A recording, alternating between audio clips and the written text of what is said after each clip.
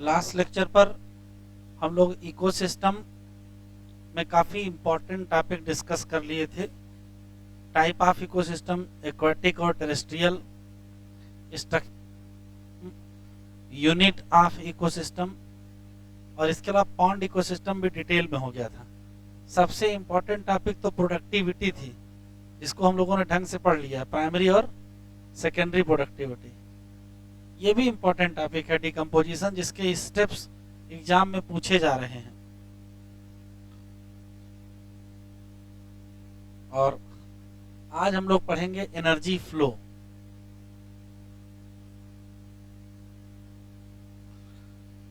Energy flow का मतलब ये है कि जैसे मान लेते हैं कि किसी पर्टिकुलर ऑर्गेनिज्म, जब प्लांट की बात कर लेते हैं, उसने सनलाइट की एनर्जी ट्रैप करके फोटोसिंथेसिस की, तो उसने एनर्जी को अपने में ट्रैप कर लिया है। लेकिन क्या ऐसा होगा कि किसी पर्टिकुलर प्लांट के पास जो एनर्जी सन की आ गई है, क्या वो परमानेंट उसी के पास बनी रहेगी? ये संभव नहीं है। ये संभव इस नाते नहीं कि अगर ऐसा हो जाएगा तो एनर्जी का फ्लो ही ब्लॉक हो जाएगा, और फिर जो थर्मोडायनेमिक्स के लॉ हैं वो फॉलो नहीं होंगे। इस नाते कोई भी ऑर्गेनिज्म जो एनर्जी को ट्रैप करेगा वो अपने पास नहीं रखेगा। उसके पास दो ऑप्शन होंगे, या तो वो किसी दूसरे ऑर्गेनिज्म को ट्रांसफर कर दे। कैसे ट्रांसफर करेगा? तो वे मान लेते प्लांट है, उसको कोई एनिमल खा लेगा, अगर खा लेगा तो वो एनर्जी उसके पास पहुंच जाएगी, फिर उसको कोई दूसरा खा लेगा तो उसके पास पहुंच जाएगी। तो या तो एनर्जी का क्या हो जाएगा, ट्रांसफर हो जाएगा, एक ऑप्शन, और दूसरा है या तो फिर उसकी डेथ हो जाए, और जब डेथ हो जाएगी तो डिकम्पोजिशन होगा, और डिकम्पोजिशन होगा तो उससे एनर्जी रिलीज हो जाएगी। तो दो ऑप्शन है, यदि किसी ऑर्गेनिज्म के पास एनर्जी ट्रैप हुई है सनलाइट की, तो या तो वो किसी दूसरे ऑर्गेनिज्म को ट्रांसफर कर दे, और या तो फिर उसकी डेथ हो जाए। हाँ, अगर ऑर्गेनिज्म को वो ट्रांसफर करेगा, मतलब उसको कोई खाए, फिर उसको कोई खाए, फिर उसको कोई खाए, तो ये एक फूड चेन स्टार्ट हो जाएगी, जिसको ग्रेजिंग फूड चेन कहते हैं, अभी आगे पढ़ेंगे। लेकिन अगर उसकी डेथ हो गई तो वहां से नई फूड चेन स्टार्ट हो जाती है, जिसको डेट्रिटस फूड चेन कहते हैं। अब सबसे इंपॉर्टेंट बात यह है कि ऑर्गेनिज्म पर्टिकुलर जो एनर्जी ट्रैप करेंगे वो आएगी कहां से? तो सामान्यतः तो सन से आएगी। दुनिया में जितने भी इकोसिस्टम है, चाहे वो पॉन्ड इकोसिस्टम हो, चाहे वो लैंड इकोसिस्टम हो, चाहे वो फॉरेस्ट इकोसिस्टम हो, किसी भी इकोसिस्टम में एनर्जी का जो सोर्स है वो सनलाइट ही है, सन एनर्जी ही सोर्स है। एक एक्सेप्शन है, डीप सी हाइड्रोथर्मल इकोसिस्टम। अब चूंकि डीप सी है, काफी गहराई में है, तो वहां सनलाइट पहुंचेगी ही नहीं। जब सनलाइट नहीं पहुंचेगी तो उनको पता ही नहीं कि दुनिया में सूरज भी है। तो ऐसे लोग जो बहुत डीप सी में रहते हैं, वहां का जो इकोसिस्टम है उसको छोड़ दीजिए, उसके अलावा बाकी लोगों के लिए सनलाइट ही क्या है? सोर्स ऑफ एनर्जी है। ठीक है, तो सबसे इंपॉर्टेंट बात यह है कि सन के पास तो बहुत ज्यादा एनर्जी है। तो क्या सन के पास जितनी लाइट है सब में फोटोसिंथेसिस होगी? तो क्या ऐसा नहीं है। सनलाइट के पास जो एनर्जी है उसका 50% से कम जो रेडिएशन है उसी में फोटोसिंथेसिस हो सकती है। सनलाइट में तो बहुत सारा है, तो सनलाइट के जो रेडिएशन है उसके 50% से भी कम जो होता है वो फोटोसिंथेटिक एक्टिव रेडिएशन होता है, जिसको शॉर्ट फॉर्म में क्या कहते हैं? पार कहते हैं। तो फोटोसिंथेटिक एक्टिव रेडिएशन कितना है? कहोगे लेस देन 50%। एक और कमाल की बात है, वो जो प्लांट है या जो फोटोसिंथेटिक बैक्टीरिया है वो फोटोसिंथेटिक रेडिएशन को ही तो ट्रैप करेंगे। तो याद रखिएगा उसका भी केवल 2 से 10%, 2 to 10% ऑफ पार ही यूज होता है किसमें? फोटोसिंथेसिस में। तो कितनी बड़ी बात है कि टोटल जितनी एनर्जी है उसका 50% है फोटोसिंथेटिक एक्टिव रेडिएशन, और उसका केवल 2 से 10% ही क्या है? फोटोसिंथेसिस में यूज होती है। इतनी कम एनर्जी फोटोसिंथेसिस में यूज होती है, लेकिन कमाल देखें, इतनी कम एनर्जी से ही पूरी दुनिया चल रही है। हम सब लोगों का पेट भर रहा है उसी फोटोसिंथेसिस से। तो दुनिया के जितने भी लिविंग ऑर्गेनिज्म हैं, सभी लिविंग ऑर्गेनिज्म या सभी लिविंग सिस्टम की जो एनर्जी की डिमांड है उसी फूड से पूरी हो रही है, जो फूड फोटोसिंथेसिस से बनता है। और कितना इस्तेमाल उसमें हो रहा है, केवल 2 से 10%। इवन जो फोटोसिंथेसिस वाला चैप्टर है उसमें तो 1 to 2% लिखा है। फोटोसिंथेसिस वाले चैप्टर में देखिएगा तो उसमें 1 to 2% है। तो कुछ पॉइंट्स हमने लिख रखे हैं, जरा देखते हैं। जैसे पहली जो बात है कि सन की जो एनर्जी है, या सन ही ओनली सोर्स ऑफ एनर्जी है किसके लिए, सभी इकोसिस्टम। बस किसको छोड़ दीजिएगा, डीप सी हाइड्रोथर्मल सिस्टम को छोड़ दीजिएगा। किसी पर्टिकुलर एरिया में जो सोलर इंसिडेंट होता है या इंसिडेंट सोलर रेडिएशन है उसका कितना, तो कहोगे लेस देन 50% ही क्या है, पार। और पार क्या बोलते हैं, फोटोसिंथेटिक एक्टिव रेडिएशन। कोई भी प्लांट हो या कोई भी फोटोसिंथेटिक बैक्टीरिया हो, ये फिक्स कर सकते हैं सन की रेडिएंट एनर्जी को और बना सकते हैं फूड। कहां से, इन ऑर्गेनिक से। प्लांट कैप्चर करेंगे कितने परसेंट, तो याद रखेंगे केवल 2 से 10 ही % ऑफ द पार। और इतनी कम एनर्जी ही सस्टेन करती है किसको, पूरी दुनिया को। ये मैंने बताया कि सोलर एनर्जी है, प्लांट उसको ट्रैप करेंगे। अब उनके पास विकल्प है कि एनर्जी को ट्रांसफर तो करना ही पड़ेगा। Energy transfer to the different organism, कैसे देखो, तो प्लांट क्या है, प्रोड्यूसर। इसको कोई एनिमल खाएगा, फिर उसको कोई एनिमल खाएगा, इसको कोई एनिमल, इन बाकी सारे एनिमल को हम क्या कहेंगे, कंज्यूमर कहेंगे। जबकि ये क्या है, प्रोड्यूसर है। तो इस पौधे के पास 2 ही विकल्प हैं, इस प्लांट के पास सिर्फ 2 ही विकल्प हैं। एक विकल्प है कि या तो ये एनर्जी ट्रांसफर करे किसी दूसरे को, और दूसरा विकल्प है अपनी जान दे दे और क्या हो जाए, डेड ऑर्गेनिक मटेरियल हो जाए, और जिससे डिकम्पोजिशन हो जाए, उससे एनर्जी क्या हो जाए, रिलीज हो जाए। दुनिया के सभी ऑर्गेनिज्म, बहुत इंपॉर्टेंट लाइन है, ऑल ऑर्गेनिज्म डिपेंड है किस पर, प्लांट पर। किसके लिए, फूड। चाहे डायरेक्ट लेते हो चाहे इनडायरेक्ट। तो जो फ्लो ऑफ एनर्जी है वो देख लीजिए। क्या कभी ऐसा हो सकता है कि इधर से एनर्जी इधर सन को मिलने लगे, ऐसा तो होना नहीं है। फ्लो ऑफ एनर्जी तो ऐसे ही होगी। तो एनर्जी का फ्लो कैसे होगा, तो कहोगे सनलाइट से प्लांट के पास आएगी, और प्लांट के बाद एनिमल मतलब प्रोड्यूसर से होते हुए कहाँ चली जाएगी, कंज्यूमर। तो यहाँ यूनी डायरेक्शनल फ्लो है और एक ही दिशा है, सन से प्रोड्यूसर से कंज्यूमर। अभी पिछले साल या इसी साल एक क्वेश्चन पूछा था कि थर्मोडायनेमिक्स का कौन सा लॉ यहाँ लागू होता है, तो कहोगे थर्मोडायनेमिक्स के दोनों लॉ लागू हैं। कौन कौन से, पहला भी लागू है और दूसरा। कह रहा किसी भी लॉ से छूट नहीं मिली है, छूट को एग्जम्प्ट कहते हैं। तो क्या कोई किसी लॉ से एग्जम्पशन है यहाँ, तो कहोगे नहीं, किसी लॉ का एग्जम्पशन नहीं है। किसी भी इकोसिस्टम में टिक कर लीजिए, बहुत इंपॉर्टेंट है, unidirectional flow of energy. और कहां से कहां होगी, तो सन से प्रोड्यूसर से कंज्यूमर।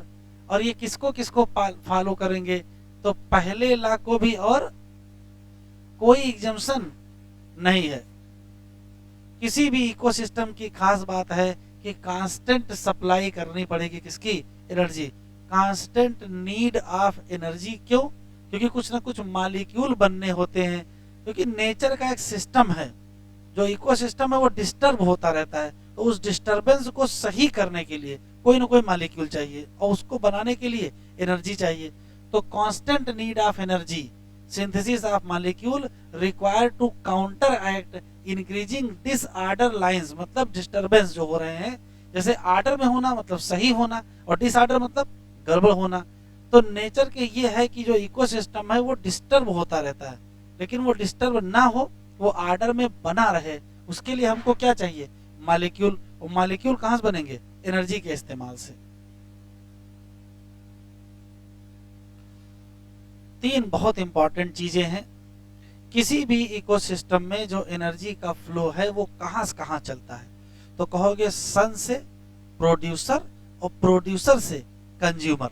कंज्यूमर कई टाइप के होते हैं, वो भी आगे हम टाइप ऑफ कंज्यूमर देखेंगे, लेकिन जो जनरल बात दिमाग में बिल्कुल फिट हो जानी चाहिए कि सन से प्रोड्यूसर के पास आएगी और प्रोड्यूसर से कंज्यूमर के पास जाएगी। प्रोड्यूसर से जुड़े सिर्फ 2 सवाल हैं, प्रोड्यूसर कौन होता है? तो ऐसा कोई भी ऑर्गेनिज्म जो फोटोसिंथेसिस करे, सनलाइट को ट्रैप करे, इनऑर्गेनिक से ऑर्गेनिक बनाए, वही तो प्रोड्यूसर। उसमें बहुत सारे होते हैं ऑर्गेनिज्म। क्वेश्चन पूछा जाएगा कि किसी भी इकोसिस्टम में प्रोड्यूसर का वर्क कौन करता है, तो आप क्वेश्चन का आंसर देने से पहले हमसे ये पूछोगे कि सर टेरेस्ट्रियल इकोसिस्टम में पूछ रहे हो कि एक्वाटिक में पूछ रहे हो, क्योंकि जो टेरेस्ट्रियल इकोसिस्टम होंगे उनके प्रोड्यूसर अलग होंगे और एक्वाटिक वालों के प्रोड्यूसर अलग होंगे। देखो प्रोड्यूसर कौन होते हैं, तो कहोगे ऑटोट्रॉफिक होते हैं या फोटोसिंथेटिक होते हैं। सामान्यतया ग्रीन प्लांट ही क्या करते हैं, प्रोड्यूसर का फंक्शन करते हैं। बस ये दोनों लाइन याद रखेंगे। क्या अगर टेरेस्ट्रियल इकोसिस्टम है तो जो प्रोड्यूसर का रोल है वो कौन अदा कर रहा है, हर्बेसियस प्लांट एनसीईआरटी में लिखा है और वुडी प्लांट। लेकिन जरा सा चेंज करोगे, यदि एक्वाटिक इकोसिस्टम में हम जाएंगे तो प्रोड्यूसर का रोल कौन अदा करेगा, फाइटोप्लैंक्टन, एल्गी और हायर प्लांट। अब आता है कंज्यूमर। अभी पीछे बताए हैं कि प्लांट तो प्रोड्यूसर हैं और जो प्लांट को खाएगा वो एनिमल, उस एनिमल को खाएगा वो भी एनिमल, उसको भी खाएगा वो भी एनिमल। ऐसा कोई भी ऑर्गेनिज्म जो स्वयं फूड की सिंथेसिस ना कर सके, उसके पास केवल एक विकल्प है, वो प्लांट से फूड ले, चाहे डायरेक्ट और चाहे इनडायरेक्ट। डायरेक्ट का मतलब पौधा ही खा ले, और अगर वो नहीं कर सकते हैं तो जिसने पौधे को खाया है उसको खा ले, बात तो एक ही है। तो चाहे डायरेक्ट ले और चाहे इनडायरेक्ट ले। एनर्जी जो ट्रैप होगी किसके पास, ऑर्गेनिज्म के पास, वो कभी भी यहां बनी नहीं रहेगी। अगर एनर्जी ट्रैप हुई है किसके पास, प्रोड्यूसर के पास, तो अभी मैंने आपको बता रखा उसके पास दो ही ऑप्शन है, या तो ऐसे जान दे या तो ऐसे जान दे। मतलब वो भाई उसको कोई खा लेगा तो भी तो उसकी जान चली जाएगी। Either transfer to the other organism, मतलब कंज्यूमर एनिमल को दे दी जाए, इसका मतलब क्या शुरू कर दोगे, ग्रेजिंग फूड चेन शुरू हो जाएगी। और या तो फिर क्या हो जाए, इसकी डेथ हो जाए, और क्या स्टार्ट हो जाएगा, डेट्रिटस फूड चेन स्टार्ट हो जाएगी। तो किसी भी पौधे के पास जो एनर्जी ट्रैप हुई है उसके पास सिर्फ दो विकल्प हैं। एक कौन सा, एक है कि वो ट्रांसफर कर दे एनर्जी को किसी कंज्यूमर को, और या तो उसकी जान चली जाए और डिकम्पोजर उसकी बॉडी से एनर्जी रिलीज करा दे। अगर डेथ हो गई तो क्या स्टार्ट हो जाएगा, डेट्रिटस। तो ये बताओ मौत अंत है कि शुरुआत है, मौत शुरुआत है, टिक कर लीजिए, इंपॉर्टेंट है। क्या है, शुरुआत है। डेथ ऑफ ऑर्गेनिज्म, अगर किसी ऑर्गेनिज्म की क्या हो जाए, डेथ हो जाए, तो क्या हो जाएगा, शुरुआत हो जाएगी किसकी, डेट्रिटस फूड चेन। बड़ा इंपॉर्टेंट क्वेश्चन है। किसी की मरने से क्या शुरू होगा, किसी के मरने से क्या शुरू हो जाएगा, तो कहोगे डेट्रिटस फूड चेन स्टार्ट हो जाएगी। और अगर कोई किसी खा लेगा तो क्या शुरू हो जाएगा, अगर कोई किसी को खाएगा तो पचाएगा ना, डाइजेशन हो जाएगा, तो क्या शुरू हो जाएगी, ग्रेजिंग। तो अभी आगे हम पढ़ेंगे फूड चेन दो टाइप की होती हैं, डेट्रिटस फूड चेन और ग्रेजिंग फूड चेन।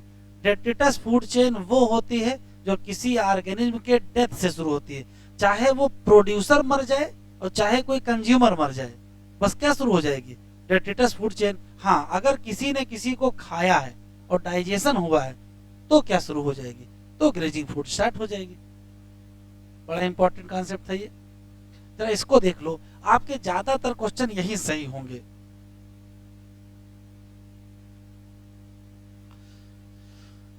जैसे आपको पहले से ही पता है कि जो प्लांट्स हैं वो प्रोड्यूसर हैं, आराम से फोटोसिंथेसिस करेंगे, अपना इनऑर्गेनिक से ऑर्गेनिक मॉलिक्यूल बनाएंगे और उनका जीवन चलेगा।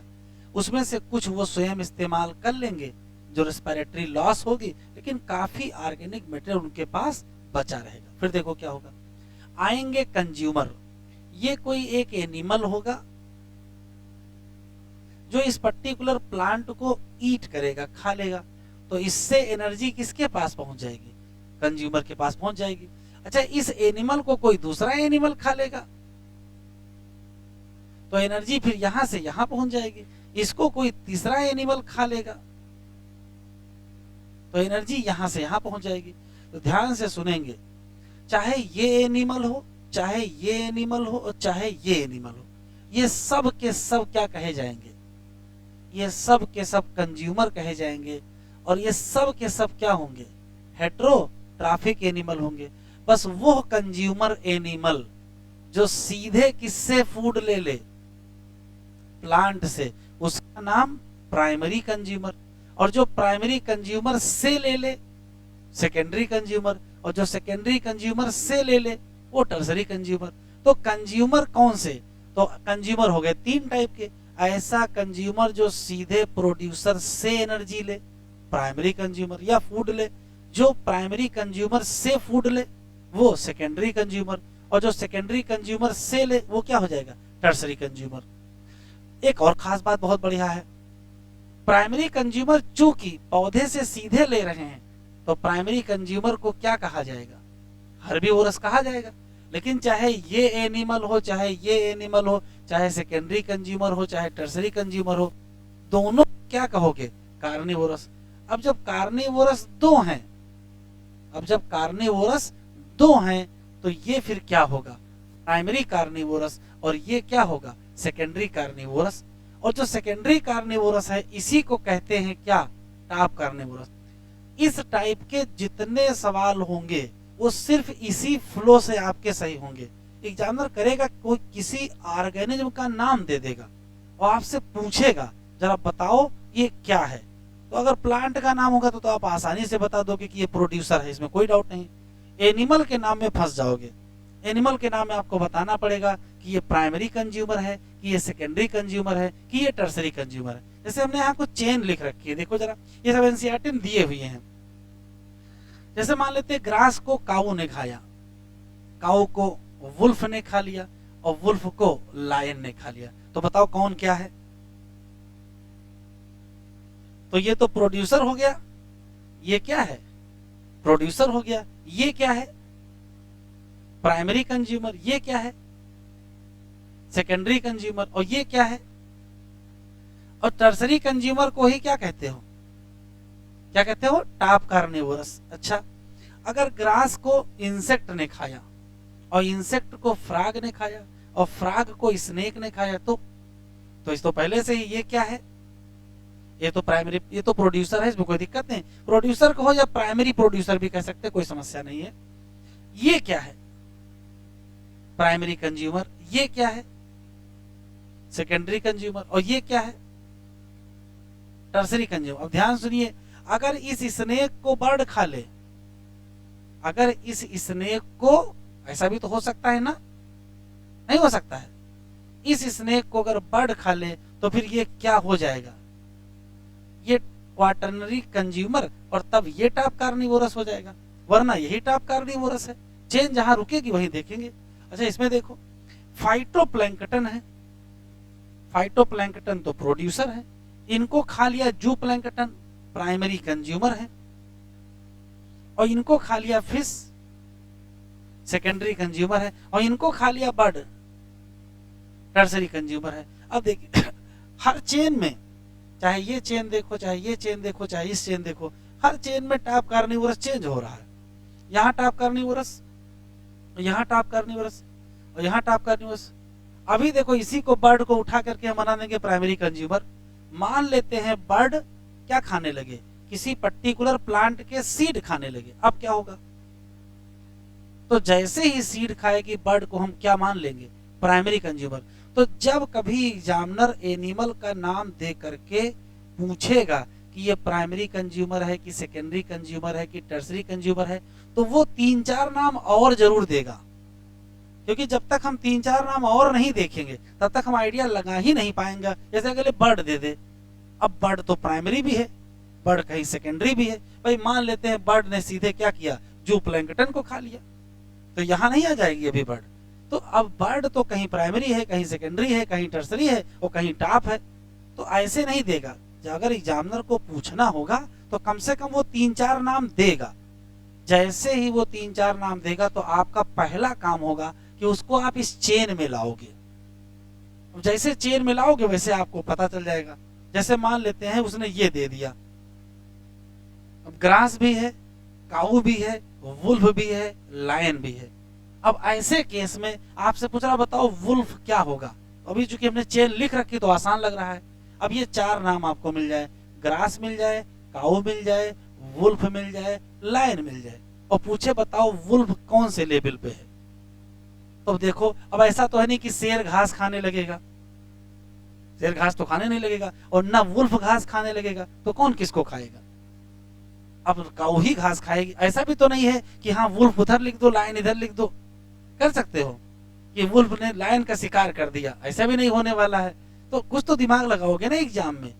एग्जामिनर करेगा क्या, एनसीईआरटी में एक टेबल बनी हुई है, उसमें से कोई चार नाम उठा के दे देगा, और जैसे चार नाम देगा आपसे पूछ लेगा बताओ इसमें से कौन प्राइमरी कंज्यूमर है, सेकेंडरी कंज्यूमर है, टर्सरी कंज्यूमर है, या इसमें से कौन हर्बीवोरस है, कौन कार्निवोरस है। और सबसे खतरनाक तो ये है, जब देखो जो सेकेंडरी कंज्यूमर है वही क्या है, और जो टर्सरी कंज्यूमर है वही क्या है, सेकेंडरी कार्निवोरस है। तो क्वेश्चन पूछ रहा है टर्सरी कंज्यूमर, आंसर तुम लगा दे रहे हो प्राइमरी कार्निवोरस का, गलत हो जाएगा।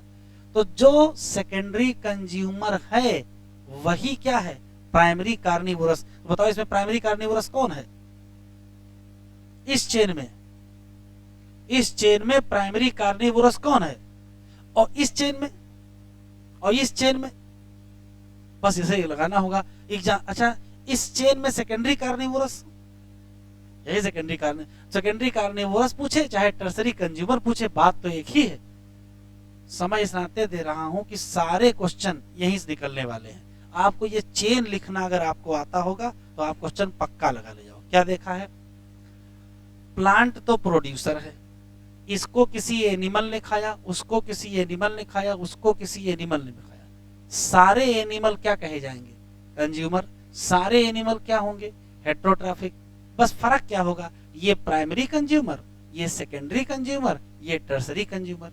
ये संयोग से क्या निकला, हर्बीवोरस। ये क्या है, कार्निवोरस, और ये भी क्या है, कार्निवोरस। अब ये भी है भी है, तो ये क्या है, प्राइमरी कार्निवोरस, और ये क्या है, सेकेंडरी का। ये तो हमने एनसीईआरटी से चेन लिख दी है। देखो जरा, सभी एनिमल डिपेंड हैं किस पर, प्लांट पर। काहे के लिए, फूड के लिए, चाहे डायरेक्ट चाहे इनडायरेक्ट। जो कंज्यूमर हैं वो हमेशा क्या होते हैं, हेट्रोट्रॉफिक एनिमल या ऑर्गेनिज्म कह सकते हो। प्राइमरी कंज्यूमर बताओ, तो प्राइमरी कंज्यूमर हमेशा हर्बीवोरस होते हैं, जो ईट करते हैं किसको, प्लांट को। कोई दिक्कत नहीं। एग्जाम्पल बताओ, इंसेक्ट भी हो सकता है, बर्ड भी हो सकता है। हम लोग नहीं घास खाते हैं, हम लोग भी तो घास खा सकते हैं, तो मैमल भी हो सकते हैं। लायन नहीं लिखा, मैमल लिखा है, लेकिन ये सब किसमें है। क्वेश्चन बहुत बढ़िया है, किसी एक्वेटिक इकोसिस्टम में प्राइमरी कंज्यूमर बताओ, तो तुरंत आप कहोगे जू प्लैंकटन। अरे ऑप्शन में होगा तब न लगाओगे, ऑप्शन ही नहीं है। ऑप्शन में देखो क्या दिया है, ऑप्शन में ये मिलेगा, एनसीईआरटी में लिखा है। मोलस्का क्या है, तो molluscan are the primary consumer in the aquatic ecosystem. ये एनसीईआरटी लाइन अभी दिखाएंगे आपको। अब आ जाओ सेकेंडरी, बताओ सेकेंडरी कंज्यूमर किसको फीड करेंगे, तो अभी बताएं पीछे, हर्बीवोरस एनिमल को। ये क्या होते हैं, कार्निवोरस, जो क्या खाते हैं, उस एनिमल को खाते हैं जिसने क्या खाया था, प्लांट ने खाया था। इन्हीं को क्या कहते हो, एग्जाम्पल जैसे हमने क्या लिख दिया, फ्रॉग। ठीक है, अब आ जाओ टर्सरी कंज्यूमर, किस पर फीड करते हैं। अब जो टर्सरी कंज्यूमर है वो खाएंगे क्या, ध्यान से सुनिएगा। जो टर्सरी कंज्यूमर है वो सेकेंडरी, और वो खाएंगे क्या, प्राइमरी का। तीन क्वेश्चन हैं। टर्सरी कंज्यूमर कार्निवोरस होते हैं, एनिमल जो उस प्राइमरी कार्निवोरस को खा लेंगे या किसको खा लेंगे। बात तो एक ही है कि अलग है कुछ। ये बड़ा इंपॉर्टेंट सवाल है, टर्सरी कंज्यूमर किसको खाते हैं। तो बहुत ऑप्शन है, सबसे कहो टर्सरी कंज्यूमर किसको खाएंगे, तो कहोगे प्राइमरी कार्निवोरस को खाएंगे या सेकेंडरी कंज्यूमर को खाएंगे। टर्सरी कंज्यूमर का ही दूसरा नाम सेकेंडरी कार्निवोरस, या इसी का नाम जैसे स्नेक है, कभी मैन है, कभी लायन है, कभी वल्चर। यहाँ जितना कुछ लिखा है ये याद नहीं होगा, ये सिर्फ यहीं से याद होगा बस। अगर आपको ये लिखना आ रहा होगा, जरा आराम से बताओ, टर्सरी कंज्यूमर क्या खाएगा? तो ये कहो सेकेंडरी कंज्यूमर खाएगा, कोई दिक्कत है? ये भी तो कहो प्राइमरी कार्निवोरस खाएगा, रटोगे कहां तक? सेकेंडरी कंज्यूमर क्या खाएगा? तो प्राइमरी कंज्यूमर खाएगा, नहीं तो क्या खाएगा? बात तो एक ही है?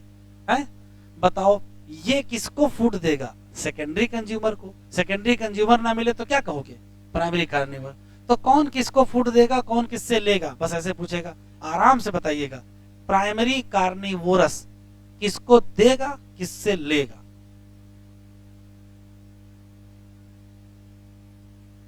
प्राइमरी कार्निवोरस किसको देगा, किससे लेगा? तो देगा तो आगे किसको देगा? Tertiary consumer. या किसको देगा? Secondary carnivorous. और किससे लेगा? या हर्बिवोरस। तो यहां जो हमने लिख दिया वो सब उसी पीछे देख के लिखा है। ये 2 लाइनें स्पेशल हैं। अदर कंज्यूमर भी तो पाए जाएंगे, जैसे पैरासाइट, जैसे डेट्रीवोर और डिकम्पोजर। पैरासाइट सीधे न्यूट्रिशन ले लेगा किसी से भी, उसका कोई मतलब ही नहीं कि हमको प्राइमरी से लेना है कि सेकेंडरी से लेना है। वैसे तो सेकेंडरी वाला प्राइमरी से लेगा और प्राइमरी वाला प्रोड्यूसर से लेगा, ये फिक्स है ना। पैरासाइट का कुछ फिक्स नहीं, जहां मिले वहां। प्रोड्यूसर मिल गए उनसे ले लिया, और कंज्यूमर मिल गए उनसे ले लिया, और शेर से भी ले लिया, अब कार्निवोरस से भी ले लिया, उससे कोई मतलब नहीं। और डेट्रीवोरस वो तो मरने के इंतजार कर रहे हैं। क्या है? Draw nutrient from detritus. वही हाल डिकम्पोजर का भी है, ब्रेक डाउन करेंगे डेड ऑर्गेनिक मटेरियल और उससे क्या लेंगे? न्यूट्रिशन ले लेंगे। ये भी बढ़िया चीज है, फूड चेन और फूड वेब। जरा इधर देखो बेटा, किसी भी इकोसिस्टम में प्रोड्यूसर जरूर होगा। उस प्रोड्यूसर को कोई खाएगा एनिमल, उसको खाएगा कोई दूसरा एनिमल, उसको खाएगा कोई तीसरा एनिमल। कहने का मतलब है कि किसी भी इकोसिस्टम में फूड के लिए एक दूसरे पर डिपेंडेंसी है। जैसे ये एनिमल खाने के लिए किस पर डिपेंड है? इस पर डिपेंड है। और ये एनिमल खाने के लिए इस पर डिपेंड है, और ये एनिमल खाने के लिए इस पर डिपेंड है। कहने का मतलब है किसी भी इकोसिस्टम में इंटरडिपेंडेंसी हमको जरूर मिलेगी। बस केवल प्रोड्यूसर क्या है? खाने के लिए दूसरे पर डिपेंड नहीं है, डिपेंड वो भी माइक्रोब पर है। तो किसी भी इकोसिस्टम की सबसे सुंदर बात यह है कि आपको इंटरडिपेंडेंसी जरूर मिलेगी। ठीक है, इसका मतलब है organism depend on other organism for food. इसी नाते इसी इंटरडिपेंडेंसी के चक्कर में organism link to each other for food due to, tick कर लीजिए, due to interdependency of organism in an ecosystem क्या बन जाती है? एनसीईआरटी में लाइन है, फूड चेन बनी क्यों? तो अगर ये डिपेंड ना होते तो क्या चेन में लिखे जाते? बिल्कुल नहीं लिखे जाते। तो फूड चेन है क्या? तो कहोगे लिंकिंग ऑफ डिफरेंट ऑर्गेनिज्म है to each other in a chain like fashion due to interdependency. जैसे ए से फूड मिला बी को, बी से मिला सी को, बी से ही डी को मिला, और एक और मान लेते हैं एल से बी को मिला। देखिएगा किसी भी इकोसिस्टम में क्या एक ही फूड चेन होगी? ऐसा भी नहीं है। इधर देखिए भाई, ए बी सी हमको एक चेन दिख रही, इसमें कोई दिक्कत नहीं है। लेकिन हो सकता है ए किसको खा ले? एल को खा ले, और एल सी को खा ले, तो एक चेन ये भी हमको दिखाई पड़ गई। हो सकता है ए सीधे सी को खा ले, एक चेन ये भी दिखाई पड़ गई। हो सकता है ए डी को, ऐसे हो सकता है। कहने का मतलब ये है कि जब डिफरेंट फूड चेन होंगी तो हो सकता है कि किसी एक फूड चेन का ऑर्गेनिज्म दूसरी फूड चेन से लिंक हुआ हो। जैसे बी देखो कॉमन है, इस चेन का भी कॉमन है और इस चेन का भी कॉमन है। तो यदि किसी इकोसिस्टम पर नजर डालोगे तो हमको कई फूड चेन दिखाई पड़ेंगी, और जैसे ही कई फूड चेन दिखाई पड़ेंगे तो फूड चेन इंटरकनेक्ट होंगी। क्योंकि कोई ना कोई ऑर्गेनिज्म होगा जो कई फूड चेन का हिस्सा होगा। उसका फायदा क्या होगा? तो फायदा देखो, फायदा ये होगा कि अल्टरनेट पाथ मिल जाएगा। भाई मान लेते ए बी को खाता है, बी नहीं अवेलेबल है चलो एल खा लो, एल नहीं अवेलेबल है चलो डी खा लो। और अगर सिर्फ यही एक रास्ता होता तो बी खत्म तो ये फिर खत्म ही हो जाएगा। तो किसी भी इकोसिस्टम में इकोसिस्टम की स्टेबिलिटी इस बात पर डिपेंड करती है कि उस पर्टिकुलर इकोसिस्टम में फूड वेब कितना बढ़िया है। जितना बढ़िया नेटवर्क होगा उतने ज्यादा ऑप्शन होंगे फूड के, तो बचे रहने की संभावना उतनी ही ज्यादा। बड़ा इंपॉर्टेंट है। ढेर सारी फूड चेन पाई जाती हैं इकोसिस्टम। और फूड वेब क्या है? तो कहोगे form by natural interconnection between different food chain. ये लाइन टिक कर लो, इंपॉर्टेंट है। प्रोवाइड अल्टरनेट ऑर्गेनिज्म काहे के लिए? For food. और इसी से इकोसिस्टम की क्या आएगी? स्टेबिलिटी। तो फूड चेन और फूड वेब इंपॉर्टेंट पार्ट है। क्या है? किसी भी इकोसिस्टम में डिफरेंट ऑर्गेनिज्म पाए जाते हैं, सब एक दूसरे पर डिपेंडेंट होते हैं फूड के लिए। इसी नाते सारे एक दूसरे से लिंक होते हैं चेन लाइन मैनर में, उसको हम लोग फूड चेन कहते हैं। बात खत्म। किसी भी इकोसिस्टम में एक फूड चेन नहीं, कई फूड चेन होती है और सारी फूड चेन आपस में इंटर कनेक्ट होती। क्यों? वही एक ऑर्गेनिज्म कई फूड चेन का हिस्सा होता है।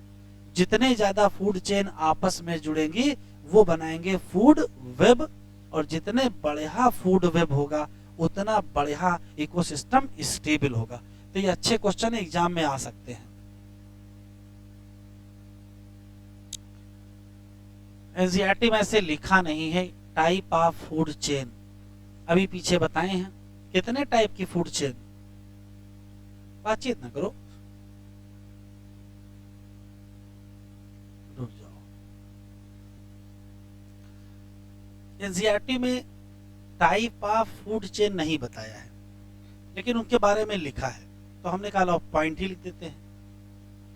Type of food chain 3 type याद रखिएगा: grazing food chain, detritus food chain और पैरासिटिक फूड चेन। पहले ग्रेजिंग फूड चेन की बात करते हैं। अभी मैंने बताया कि ऐसा कोई भी फूड चेन जिसमें प्रोड्यूसर को कोई हर्बीवोरस खा ले, इंजेक्शन से शुरू होती है। यदि इंजेक्शन होगा, जैसे ग्रास को किसने खाया और गोट को किसने खाया? मैन। मतलब प्रोड्यूसर से कंज्यूमर की तरफ जो चेन चलती है, इसी का नाम क्या है? Grazing food chain. और यहां क्या होता है? इंजेक्शन होता है ऑफ प्रोड्यूसर का। उसके बाद फिर प्रोड्यूसर को जिसने खाया है उसको भी कोई खाएगा, ऐसे लंबी चेन चलती जाएगी। सारा खेल इसका है। डेट्रिटस फूड चेन, अभी पीछे बताया था कि डेट्रिटस फूड चेन कब शुरू होती है? तो इधर कोई मरा, उधर चेन शुरू हो गई। Start with death of organism या डेड ऑर्गेनिक मैटर। इनमें इनके कंपोनेंट कौन है? तो इनके मेन कंपोनेंट डीकंपोजर। और डीकंपोजर क्या होते हैं? हेटेरोट्रॉफिक ऑर्गेनिज्म या सैप्रोफिटिक या सैप्रोट्रॉप भी कहते हो। ये करते क्या हैं? इनकी एनर्जी की रिक्वायरमेंट कहां से पूरी होगी? डेड ऑर्गेनिक मैटर से ही पूरी होगी या डेट्रिटस से पूरी होगी। क्यों? डिकम्पोजर करते क्या हैं? एंजाइम निकालेंगे जो तोड़ देगा किसको? ऑर्गेनिक को, और बना क्या? इनऑर्गेनिक। और तीसरा है पैरासिटिक फूड चेन। इनका बिल्कुल कहानी ही अलग है। इनका मरने का इंतजार ही नहीं करते हैं, वरना पूरी तरीके से खाते हैं। ये इन्वॉल्व करते हैं पैरासाइट और होस्ट को। सबसे कमाल की बात यह है, parasite take nutrient from organism of any trophic level. अभी ऐसा ट्रॉफिक लेवल पढ़ाया नहीं, किसी भी ट्रॉफिक लेवल से न्यूट्रिशन ले लेते हैं। न्यूट्रिशन का एक लॉ है, अगर कोई 4th ट्रॉफिक लेवल पर है तो वो 3rd ट्रॉफिक लेवल से ही न्यूट्रिशन लेगा, और जो 3rd पे है वो 2nd से लेगा, और जो 2nd पर है वो 1st से लेगा। वहां तो एक नियम है ना, इनके लिए कोई नियम नहीं। किसी भी ट्रॉफिक लेवल से क्या करेंगे? न्यूट्रिएंट ले लेंगे। कौन सी चेन? तो कहोगे पैरासिटिक फूड चेन। ये दोनों पॉइंट बहुत इंपॉर्टेंट। ये बताओ एक्वेटिक इकोसिस्टम और टेरेस्ट्रियल इकोसिस्टम में कौन सी फूड चेन चलती है?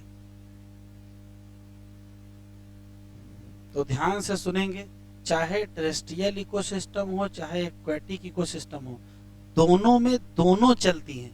आप ऐसा थोड़े बंटवारा है कि टेरेस्ट्रियल वाले ग्रेजिंग चला ले और एक्वेटिक वाले डेट्रिटस चला ले, ये नहीं है। किसी भी इकोसिस्टम में दोनों फूड चेन चलती हैं। अच्छा, फूड चेन में क्या होता है? फूड चेन में एनर्जी का फ्लो होता है। सवाल यहाँ ये है कि किस फूड चेन में ज्यादा एनर्जी का फ्लो होगा, ये अच्छा सवाल है। तो आप कहोगे ये बताओ कौन सा इकोसिस्टम का बचाएं। अगर आपसे क्वेश्चन पूछा जाए कि टेरेस्ट्रियल इकोसिस्टम में मेजर एनर्जी फ्लो किस चेन में होता है और एक्वेटिक इकोसिस्टम में मेजर एनर्जी फ्लो किस चेन में होता है, तब आप बताओगे क्या? In terrestrial ecosystem major conduit for energy flow, क्या? तो आंसर देंगे डेट्रिटस फूड चेन। इसका ये मतलब ना निकाल लीजिएगा कि टेरेस्ट्रियल में ग्रेजिंग नहीं चलती है। इधर जाओ, in aquatic ecosystem major conduit for energy flow, तो आंसर क्या देंगे? Grazing food chain. दोनों में दोनों चलती हैं, लेकिन मेन कौन है? तो टेरेस्ट्रियल में मेन डेट्राइटस फूड चेन है, और जबकि एक्वेटिक में मेन ग्रेजिंग फूड चेन है। ठीक, ये स्पेशल कहानी है। ट्रॉफिक लेबल आपको पहले से ही पता है, दोबारा सुन लेते हैं कि किसी भी इकोसिस्टम में ऑर्गेनिज्म एक दूसरे पर डिपेंडेंट है, जिसको इंटर डिपेंडेंसी कहते हैं, और उससे एक चेन लाइक फैशन बनता है, उसको हम फूड चेन कहते हैं। कौन किस पर डिपेंड है? देखो जरा ध्यान से देखिएगा। आपको पता है कि टर्सरी कंज्यूमर किस पर डिपेंड है? सेकेंडरी कंज्यूमर पर। और सेकेंडरी कंज्यूमर किस पर डिपेंड है? प्राइमरी कंज्यूमर पर। और प्राइमरी कंज्यूमर किस पर डिपेंड है? प्रोड्यूसर पर। और प्रोड्यूसर किस पर डिपेंड है? प्लांट पर। Very good. प्रोड्यूसर किस पर डिपेंड है भैया? कहां जा रहे हो? प्रोड्यूसर तो प्लांट पे, क्या नाम, सन पे डिपेंड है ना। देखो जरा ध्यान से सुनेंगे, किसी भी फूड चेन में किसी भी ऑर्गेनिज्म की डिपेंडेंसी होती है, उसको फूड मिलेगा कहां से? जैसे आपसे पूछा जाए food source of tertiary consumer, secondary consumer, food source of secondary consumer, primary consumer, और food source of primary consumer are producer. तो किसी भी फूड चेन में जितने भी ऑर्गेनिज्म हैं, उन सब का फूड सोर्स अलग अलग है ना। जैसे इसके लिए फूड सोर्स कौन है? ये। इसके लिए फूड सोर्स कौन है? ये। और इसके लिए फूड सोर्स कौन है? ये। किसी भी फूड चेन में डिफरेंट ऑर्गेनिज्म का डिफरेंट सोर्स ऑफ फूड होता है। सोर्स ऑफ फूड के हिसाब से ऑर्गेनिज्म को एक लेबल दिया जाता है। जैसे उसी लेबल का नाम ट्रॉफिक लेबल होता है। ट्रॉफिक का मतलब न्यूट्रिशन ही है। तो न्यूट्रिशन या फूड के हिसाब से ऑर्गेनिज्म की एक स्पेसिफिक पोजीशन है, उसी स्पेसिफिक पोजीशन का नाम क्या है? ट्रॉफिक लेबल। जैसे प्रोड्यूसर को फर्स्ट ट्रॉफिक लेबल दिया गया, प्राइमरी कंज्यूमर को सेकेंड ट्रॉफिक लेबल दिया गया, सेकेंडरी कंज्यूमर को थर्ड ट्रॉफिक लेबल दिया गया, और टर्सरी कंज्यूमर को फोर्थ ट्रॉफिक लेबल दिया गया। एनर्जी का फ्लो फूड के साथ चलता है। यहां से यहां एनर्जी जाएगी, फिर यहां से यहां एनर्जी जाएगी, यहां से यहां एनर्जी जाएगी। बस ये ध्यान रखना कितने परसेंट एनर्जी जाएगी? 10% ही तो एनर्जी जाएगी। इसी नाते जब हम लोअर ट्रैफिक लेवल से हायर ट्रैफिक लेवल की तरफ बढ़ते हैं, तो बताओ एनर्जी बढ़ेगी कि एनर्जी घटेगी? Energy get reduces in the food chain at successive trophic level. तो बताओ मैक्सिमम एनर्जी किसके पास और मिनिमम किसके पास? तो फर्स्ट के पास मैक्सिमम और फोर्थ के पास मिनिमम। ठीक है, एक और खास बात, ये घटती क्यों जाती है? क्योंकि बहुत सारी एनर्जी क्या होती है, लॉस हो जाती है। किस फॉर्म में, हीट के फॉर्म में। तो जब लॉस ही हो जाएगी तो आगे कम जाएगी। आगे कितनी ट्रांसफर होती है, 10% ऑफ एनर्जी। देखो जरा कैसे लिखा है, ऑर्गेनिज्म ऑक्यूपाई करता है स्पेसिफिक प्लेस इन कम्युनिटी। किस आधार पर, on basis of feeding relationship. फिर वापस आ जाओ, on basis of source of nutrition या फूड। ये लाइन भूलिएगा नहीं, इंपॉर्टेंट है। Organism occupy specific position in food chain, उसी पोजीशन को कहते ट्रैफिक लेवल। जैसे प्रोड्यूसर का क्या है, प्राइमरी कंज्यूमर का, सेकेंडरी कंज्यूमर का या टर्सरी कंज्यूमर का, तो क्या कहोगे, फोर्थ ट्रैफिक लेवल। एग्जामिनर जानते हो क्या करेगा, जैसे मान लेते हैं उसने ये 4 नाम एग्जाम में दे दिए, ये 4 नाम, ये तो हमने चेन में लिख रखा ना, वो चेन लिख के नहीं देगा। वो कहेगा किसी एक इकोसिस्टम में फाइटोप्लैंक्टन है, जूप्लैंक्टन है, फिश है और मैन है, बताओ इसमें थर्ड ट्रैफिक लेवल पर कौन है, तो बताओ कौन है। तो भाई जो प्रोड्यूसर होगा वो फर्स्ट पर होगा, ये सेकंड पर, ये थर्ड पर और ये फोर्थ पर होंगे। ऐसे ये 3 नाम दे देगा, 4 नाम। ये नाम जानते हो कहां से लिख रहा हूं, सब एनसीईआरटी में दिए हैं। ग्रास है, ग्रास हापर है, बर्ड है और मैन। बताओ इसमें फर्स्ट पे कौन है, सेकंड पे कौन है, थर्ड पे। तो चूंकि अभी तो हमने चेन लिख रखी है, एग्जामिनर चेन लिख के नहीं देगा, एग्जामिनर केवल 4 नाम देगा। तो 4 नाम में से आपको चेन बनानी नहीं पड़ेगी। कैसे बताओगे, भाई ग्रास को कौन खाएगा। अब ग्रास को बर्ड खा सकती है, मान सकते हैं, तो क्या बर्ड को ग्रास हापर खा जाएगा। भाई ये भी तो ध्यान देना है। आपने कहा कि सर हम ग्रास के बाद बर्ड लिखेंगे, लिख लो, में कोई दिक्कत नहीं, लेकिन बर्ड के बाद फिर ग्रास हापर थोड़ी लिखोगे कि ग्रास हापर आया बर्ड को खा लिया, ये तो होना नहीं है। तो कम से कम कुछ दिमाग लगाओगे। हम मैन यहाँ लिख सकते नहीं लिख सकते, बिल्कुल लिख सकते हैं। क्या मैन के बाद ग्रास हापर लिखोगे। तो अगर चार नाम आपके पास हैं तो आपको तय नहीं करना पड़ेगा कि कौन किस क्रम में लिखेंगे। तो क्या लिखोगे, ग्रास लिखोगे, ग्रास हापर लिखोगे, बर्ड लिखोगे और मैन लिखोगे। अब बताओ पहले, दूसरे, तीसरे, चौथे कौन है। तो पहले पे ग्रास, दूसरे पे ग्रास हापर, तीसरे पे और चौथे पे। अच्छा फिर ट्री मिल गया, काऊ मिल गया, वुल्फ में लायन मिला। अब समस्या ये है कि भाई ना तो ये घास खाने वाला है और ना तो ये घास खाने वाला है। और ऐसा भी नहीं कर सकते हो लायन इधर लिख दो, वुल्फ उधर लिख दो, ये भी तो नहीं कर सकते हो। तो मजबूरी में एक चेन बची, क्या, ट्री है, काऊ है, वुल्फ है, लायन। बताओ कौन पहले पे। तो अभी तो चेन में लिखे, ये पहले पे है, ये दूसरे पे, ये तीसरे पे, ये चौथे पे, 5वां क्यों नहीं मिल रहा है। तो अभी बताए हैं कि सक्सेसिव ट्रैफिक लेवल पर आगे बढ़ोगे तो एनर्जी घटती जाएगी, इतनी एनर्जी ही नहीं बचेगी कि अगले ट्रैफिक लेवल को वो सपोर्ट कर सके। बहुत इंपॉर्टेंट, ये है प्रोड्यूसर, ये है प्राइमरी कंज्यूमर, ये है सेकेंडरी कंज्यूमर, ये है टर्सरी कंज्यूमर। ये फर्स्ट ट्रैफिक है, ये सेकंड है, ये थर्ड है, ये फोर्थ है।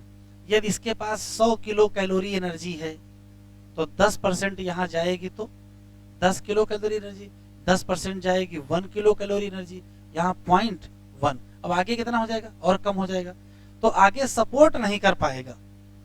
अमाउंट ऑफ एनर्जी क्या करेगी, घटती जाएगी। कहाँ, सक्सेसिव ट्रैफिक लेवल। क्यों, 10% एनर्जी ट्रांसफर होगी किसको, हायर ट्रैफिक लेवल। इसको कहते हैं 10% लॉ ऑफ एनर्जी फ्लो। किसने दिया, तो लिंडे मैन एक वैज्ञानिक है, उन्होंने दिया। Organism at each trophic level, बहुत इंपॉर्टेंट लाइन है बेटा, किसी भी ट्रैफिक लेवल का ऑर्गेनिज्म डिपेंड किस पर है, नीचे वाले पर डिपेंड है कि ऊंचे वाले पर डिपेंड है। तो नीचे वाले पर डिपेंड है लेने के लिए और ऊपर वाले को देने के लिए। जैसे थर्ड ट्रैफिक लेवल लेगा किससे, सेकंड से, और देगा किसको, ये भी इंपॉर्टेंट क्वेश्चन है, ध्यान से सुने। थर्ड ट्रैफिक लेवल का ऑर्गेनिज्म फूड के लिए किस पर डिपेंड है, सेकंड पर, और फोर्थ वाला किस पर, थर्ड पर। अच्छा ये एक स्पेशल पॉइंट टिक कर लो, स्टैंडिंग ग्राफ। भाई ये खूब खाएंगे मोटाएंगे, सेकेंड ट्रैफिक लेबल वाले, तो इनका एक बायोमास नहीं होगा। किसी भी ट्रैफिक लेबल पर पाए जाने वाले ऑर्गेनिज्म का जो बायोमास होता है या जो नंबर होता है उसी को कहते हैं क्या, standing crop. Each traffic label has certain biomass, इसी को कहते क्या है, स्टैंडिंग क्रॉप। मेजर करोगे किस मामले में, बायोमास या किस मामले में, हाँ बायोमास मेजर करना होगा तो ड्राई वेट लेगे। Number of traffic label restrict है किसमें, ग्रेजिंग फूड चेन में। क्यों क्यों, तो आंसर देंगे 10% ला। चलो एनसीईआरटी ओपन करो।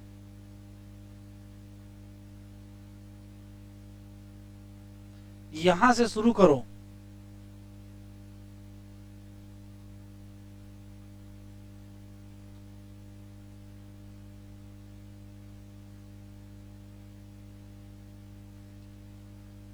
और यहां तक पढ़ो, यहां तक पढ़ो, एक बार फिर बताते हैं।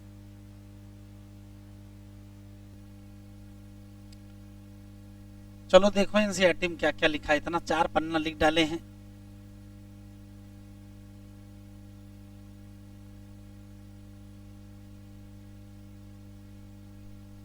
चलिए हाईलाइट करें, किसको छोड़ के,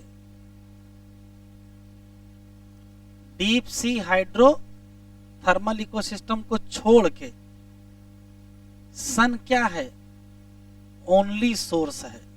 किसके लिए, एनर्जी के लिए, for all ecosystem on earth. ध्यान सुनिएगा, अगर इतना न लिखा हो, यहां से यहां तक लिखा हो तो सही है कि गलत, ये पूछ रहा हूं, गलत है। ये अगर यहां से यहां तक लिखा और ये नहीं लिखा है, पक्का गलत है, जान लीजिए।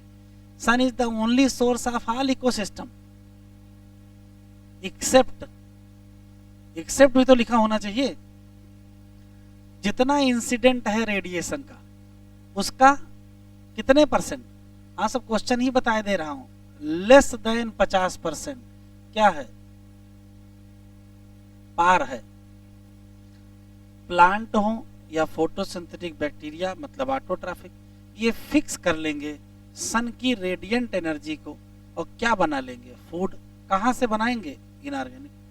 बस ये बहुत इंपॉर्टेंट, कैप्चर करेगा केवल कितना, of the par.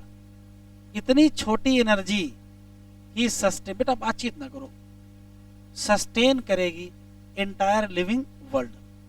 It is very important to know that how solar energy captured by plant flow through different organ। कैसे फ्लो करेगी, सभी ऑर्गेनिज्म डिपेंडेंट है किसके लिए, किस पर, प्रोड्यूसर, या तो डायरेक्ट या तो इनडायरेक्ट। यू फाइंड, अंडरलाइन करो, पिछले साल आया, unidirectional flow of energy. कहां से, तो सन से प्रोड्यूसर को, से कंज्यूमर। क्या, in this keeping with the first law of thermodynamics, कहोगे हाँ।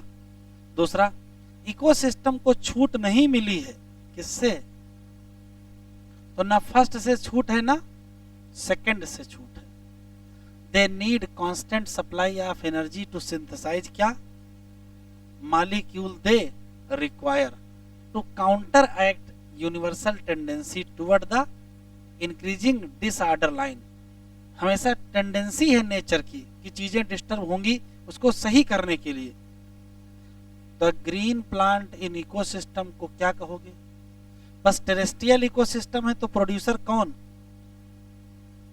और अगर एक्वेटिक इकोसिस्टम है तो प्रोड्यूसर कौन, फाइटो है, एल्गी है और हायर। कह रहा आप जान चुके हो, यू हैव रीड अबाउट, किसके बारे में, फूड चेन और food web exist in the nature. कहां से शुरू करो, starting from plant, food chain rather web कह सकते हो, फॉर्म सच दैट जो एनिमल फीड ऑन प्लांट और एनिमल उस पर फीड करते जाएंगे। चेन या वेब इज फॉर्म, बहुत इंपॉर्टेंट, बिकॉज ऑफ, ये क्या लिखा है, इंटर डिपेंडेंसी। कोई भी एनर्जी जो ट्रैप होगी किसी, वो हमेशा वहां बनी नहीं रहेगी। एनर्जी ट्रैप होगी प्रोड्यूसर, इसको आइदर पास कर दो कहां, या तो फिर क्या हो जाएगी, डेथ हो जाएगी। डेथ हो जाएगी तो शुरू हो जाएगा। मृत्यु क्या है, शुरुआत है किसकी, तो मौत अंत नहीं है, क्या है, शुरुआत है। सभी एनिमल डिपेंड करेंगे किस पर, प्लांट, किसके लिए, food. They are consumer, they are heterotroph.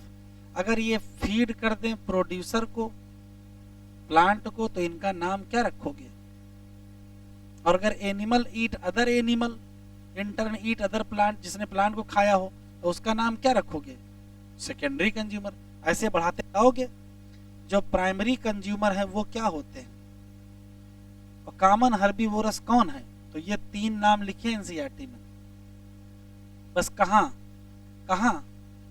और ये देखो एक नाम लिखा छिपा हुआ, मोलस्का हर्बीवोरस। वो मोलस्का क्या है, हर्बीवोरस है, कहां का, कंज्यूमर जो फीड करते हो हर्बीवोरस पर, उनका नाम रखना पड़ेगा, कार्निवोरस। और करेक्टली इनको कहते हैं क्या है, प्राइमरी कार्निवोरस। सेकेंडरी कंज्यूमर भी तो इन्हीं कहते हैं। ये देखो लाइनें रटनी नहीं, वो चूंकि सीक्वेंस दिमाग में फिट है तो आसान लग रहा है। दैट डिपेंड ऑन किस पर, प्राइमरी कार्निवोरस। फॉर फूड उसको हम क्या कहेंगे, सेकेंडरी कहोगे। चेन दी ही है, चेन में कुछ खास नहीं, प्रोड्यूसर है, कंज्यूमर है, सेकेंडरी कंज्यूमर है। Detritus food chain begin with the किससे, dead organic matter. It is made up of क्या, तो कहोगे ये डिकम्पोजर की बनी है, जो कि क्या होंगे, हेट्रोट्राफ। इसमें कौन आएंगे, फंजाई और बैक्टीरिया, पहले से पता है। इनकी एनर्जी की डिमांड कहाँ से पूरी होगी, तो डिग्रेडिंग डेड ऑर्गेनिक मैटर से। इनको हम लोग सेप्रोट्राफ भी कहते हैं। डिकम्पोजर क्या करेंगे, डाइजेस्टिव एंजाइम निकालेंगे, जो तोड़ देंगे किसको, डेड और वेस्ट को। और किस में तोड़ेंगे, इनऑर्गेनिक, और फिर उनको धीरे से क्या कर लेंगे, एब्जॉर्ब कर लेंगे। एन एक्वेटिक इकोसिस्टम, ये बहुत अच्छी लाइन है, GFC is the major conduit for. तो अगर यहाँ एक्वेटिक की जगह टेरेस्ट्रियल लिख दिया जाए तो लिखा है टेरेस्ट्रियल इकोसिस्टम में ज्यादातर fraction of energy flow through detritus food chain. इसका ये मतलब ना निकाल लेना कि टेरेस्ट्रियल में केवल डेट्रिटस चलती है और एक्वेटिक में केवल GFC चलती है, ऐसा नहीं है। दोनों में दोनों चलती हैं, लेकिन मेन किसमें कौन है ये याद रखना है, ठीक। डेट्रिटस फूड चेन में बी कनेक्टेड विद द, ऐसा हो सकता है कि detritus food chain grazing food chain से जुड़ जाए। क्यों, वही एक एनिमल जो डेट्रिटस फूड चेन से, अर्थवर्म है, वो तो डेट्रिटस फूड चेन का है, लेकिन हो सकता है उसको बर्ड खा ले। अब अगर बर्ड उसको खा ली तो क्या होगा, तब तो ग्रेजिंग में चला गया ना। तो कभी कभार detritus food chain grazing food chain से कनेक्ट कर जाती है। क्यों, organism of detritus food chain क्या हो जाता है, prey to the grazing food chain animal.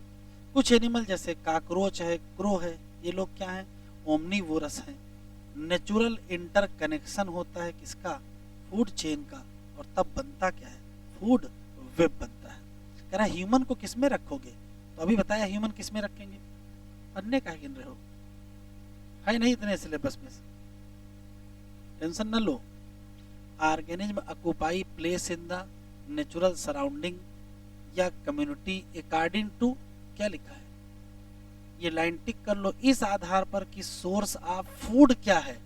Organism की एक स्पेसिफिक पोजीशन है किसी फूड चेन में, उसका नाम, जैसे प्रोड्यूसर को क्या कहोगे, फर्स्ट, हर्बीवोरस को क्या कहोगे, सेकेंड ट्रैफिक लेवल, और कार्निवोरस को या थर्ड ट्रैफिक लेवल। ये देखो यहां से सब ले रहे थे एग्जाम्पल,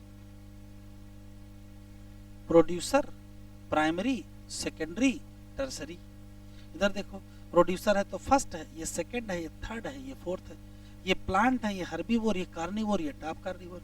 ये सामने इतने सारे दिए हुए हैं, तो चेन देखो कैसे चलती है, चेन ऐसे चलती है, फाइटोप्लैंक्टन से, जूप्लैंक्टन से, फिश से, मैन, ये चेन है, ठीक है। दूसरी देखो ग्रास से, ग्रास हापर, और ग्रास हापर कौन खा ले बताओ।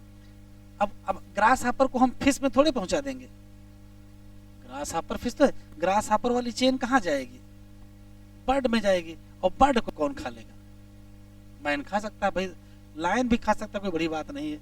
अच्छा देखो, ट्री को कौन खाएगा? अब ट्री को खाएगा काऊ, और काऊ को कौन खाएगा? वुल्फ, और वुल्फ को कौन खाएगा? लायन। तो चेन बनी हुई है। ऐसे कोई चार उठा लेगा, आपसे पूछ लेगा बताओ प्राइमरी सेकेंडरी टर्सरी कौन है, तो आपको बताना पड़ेगा। It is important to note that amount of energy, बहुत इंपॉर्टेंट, हमेशा क्या करेगी? घटेगी कि बढ़ेगी? एट सक्सेसिव ट्रैफिक, जब कोई ऑर्गेनिज्म मरेगा, हाँ ये पॉइंट बताना, पॉइंट छूट गया था, अगर मरेंगे तो डेट्रिटस या dead biomass serve as energy source for किसके लिए? Decomposer. Organism at each trophic level depend on किस पर? Each trophic level has a certain mass of living material at a particular time. इसको कहते क्या है? Standing crop.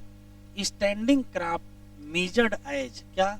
Mass of living organism या biomass या नंबर इस पर्टिकुलर एरिया में। बायोमास को एक्सप्रेस करेंगे किस फॉर्म में? या तो फ्रेश या ड्राई। यहाँ लिखा है सबसे बेहतर है किसमें करो? ड्राई वेट में करो। लिखा है ख्वाई, क्यों? अगर ड्राई वेट में नहीं करोगे तो वाटर की वैल्यू आ जाएगी ना, पता नहीं कितना मॉइस्चर है उसमें। Number of traffic level in grazing food chain is restricted. Transfer of energy follow 10% ला, मतलब केवल 10% एनर्जी ट्रांसफर होगी each trophic level from lower. तो लोअर से हायर कितनी जाएगी? 10% जाएगी, बाकी कुछ खास नहीं है। यहाँ देखो ये है प्लांट, कुछ हीट के फॉर्म में निकल गए, कुछ इंसेक्ट के पास चली गई, कुछ हीट के फॉर्म में निकल गए, कुछ बर्ड के पास चली गई, कुछ हीट के फॉर्म में निकल गई, कुछ बर्ड। ये मरे, ये मरे, ये मरे, ये मरे, सब किसके पास आ गया? डिकम्पोजर। फिर सब किसमें रिलीज हो गया? हीट के फॉर्म में। आखिरी हेडिंग बायोलॉजिकल पिरामिड, ओ इकोलॉजिकल पिरामिड।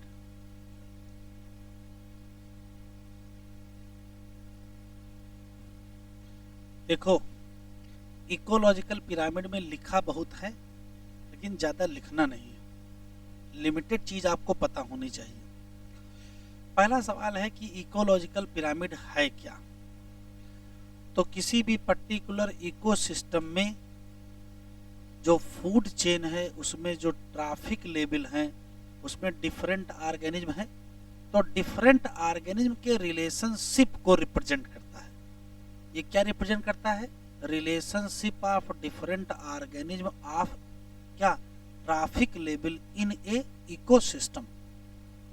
इसका नाम इकोलॉजिकल पिरामिड क्यों है? क्योंकि पिरामिड जैसा शेप बन जाता है। होता क्या है कि इसमें किसी भी पिरामिड को देखोगे तो नीचे क्या होता है? ऐसे होता है ना, इस टाइप का। तो देखिए ये इस टाइप का स्ट्रक्चर होता है जिसमें ये बेस है और ये एपेक्स है। ये इसका एक भी एक्सेप्शन नहीं, जान लीजिए। क्या? बेस पे हमेशा प्रोड्यूसर रखे जाएंगे और एपेक्स पे हमेशा टॉप कंज्यूमर रखा जाएगा। वो टॉप कार्निवोरस भी हो सकता है। सामान्यतया प्रोड्यूसर का संख्या कंज्यूमर की संख्या से क्या होती है? ज्यादा होती है। इसी नाते ये ऐसा बनता है, ठीक है। जिस दिन उल्टा हो जाएगा, मतलब हमने ऐसे बना लिया, इसका ये मतलब न निकाल लीजिएगा कि हम प्रोड्यूसर यहाँ लिखेंगे और कंज्यूमर यहाँ लिखेंगे। हम अभी भी यहाँ क्या लिखेंगे? प्रोड्यूसर, और यहाँ लिखेंगे कंज्यूमर। तो किसी भी इकोलॉजिकल पिरामिड के बेस को कौन रिप्रेजेंट करता है? तो कहोगे प्रोड्यूसर। और एपेक्स को कौन रिप्रेजेंट करता है? तो कहोगे कंज्यूमर, वो भी टॉप कंज्यूमर रिप्रेजेंट करता है। ये इकोलॉजिकल पिरामिड किसी इकोसिस्टम में पाए जाने वाले ऑर्गेनिज्म के बीच रिलेशन को रिप्रेजेंट करता है। दो चीजें बिल्कुल स्पष्ट हैं, पिरामिड या तो सीधा होगा या तो उल्टा होगा। और पिरामिड तीन टाइप के होते हैं, pyramid of number, pyramid of biomass और पिरामिड ऑफ एनर्जी। सिर्फ याद कर लीजिएगा, आखिरी में एग्जामिनर ये पूछता है, 4 ऑप्शन दे देगा और आपसे पूछेगा कि बताओ इसमें से किसका इन्वर्टेड पिरामिड होता है। तो जिसका इन्वर्टेड होता वो नाम आपको हम बता देंगे, सिर्फ वही 2 याद रखेंगे। किसका सीधा होता है तो हमको पता ही नहीं किसका सीधा होता, सबका सीधा होता है, सिर्फ 2 लोगों का उल्टा होता है बस। तो जब 2 हैं एग्जाम्पल उल्टा वाले, उनको याद कर लो, बाकी किसी को न याद रखना, अभी बता देंगे, आप याद रखिएगा। तो ज्यादा क्वेश्चन है नहीं, कुछ पॉइंट पहले लिखेंगे फिर एनसीईआरटी से पढ़ेंगे। या पहले पढ़ते थोड़ा सा। तो जनरल कहानी लिखी है, कह रहा आपको तो पहले से ही पता है shape of pyramid. Base of pyramid हमेशा क्या होता है, चौड़ा, और एपेक्स क्या होता है, नैरो। कह रहा ऐसा ही कुछ सिमिलर शेप मिलता है जब यू एक्सप्रेस करते हो क्या, फूड एनर्जी रिलेशनशिप बिटवीन। बस यही काम का सवाल है। इकोलॉजिकल पिरामिड क्या रिप्रेजेंट करता है, तो कहोगे food energy relationship between organism at the different trophy. बस ये एक लाइन आपको याद रखना है। रिलेशन किस फॉर्म में एक्सप्रेस करोगे, तो या तो नंबर के फॉर्म में, या तो बायोमास के फॉर्म में, या तो एनर्जी के फॉर्म में। लिख लेते हैं।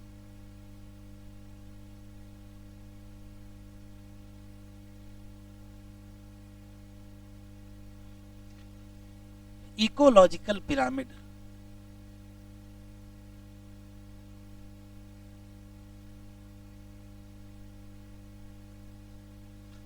पहला सवाल है कि किसने दिया,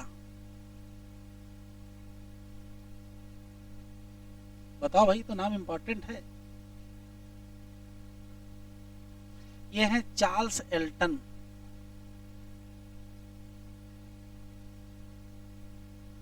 इतनी बड़ी चीज बताई तो इसका नाम तो पता ही होना चाहिए, चार्ल्स एल्टन।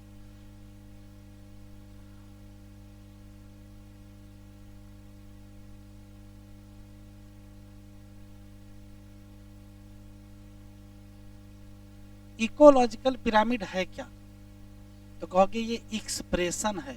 लिखते चलो बेटा, बातचीत ना करो भाई, और अगर नहीं लिख रहे हो तो फिर पढ़ो चुपचाप। Expression of food energy relationship किसके बीच है, between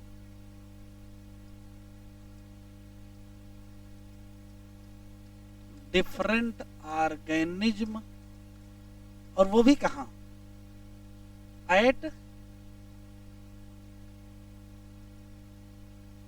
different trophic level.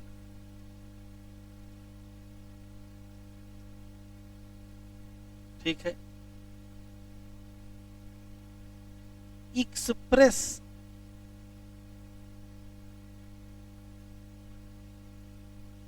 Relationship in term of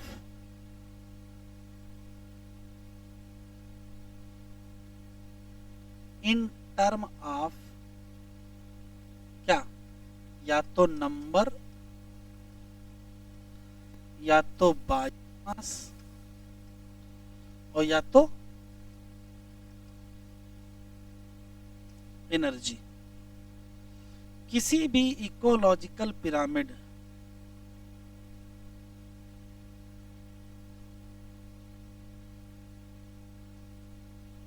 की खास बात यह है कि ये ऐसा होगा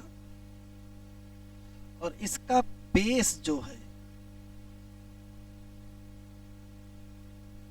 ये ब्रॉड होगा, और ये रिप्रेजेंट करेगा किसको, और इसका जो एपेक्स होगा वो नैरो होगा, और ये रिप्रेजेंट करेगा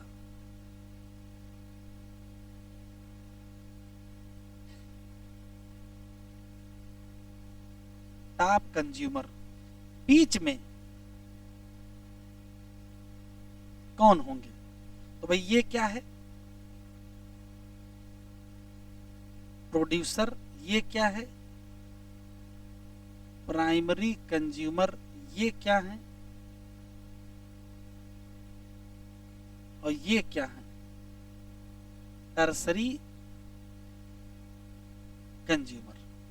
ठीक है, इसमें कोई दिक्कत नहीं।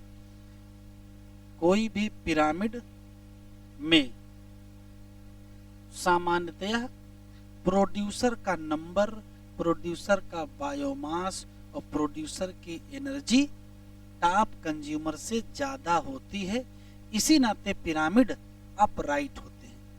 इस कुछ एक्सेप्शन है जहां ऐसा नहीं होता है। बढ़े आगे। इन मोस्ट ऑफ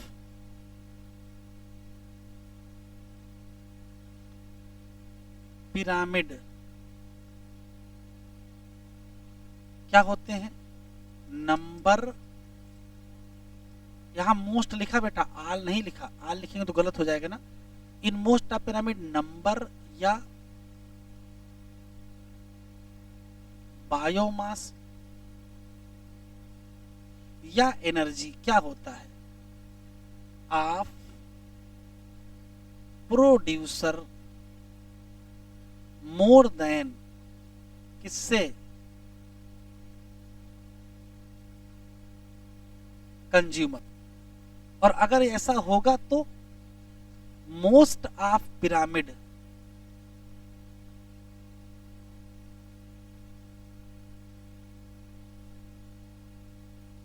अपराइट होंगे।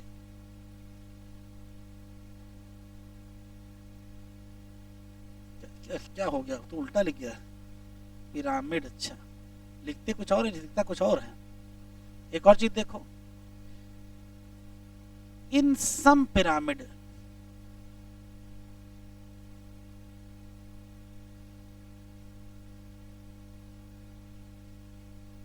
बायोमास या number of consumer more than, बातचीत ना करो भाई, मोर देन किससे, प्रोड्यूसर। अगर कंज्यूमर की संख्या प्रोड्यूसर से, थोड़ी देर रुक जाओ, कंज्यूमर की संख्या प्रोड्यूसर से ज्यादा है तो क्या होगा, तो ये क्या हो जाएगा,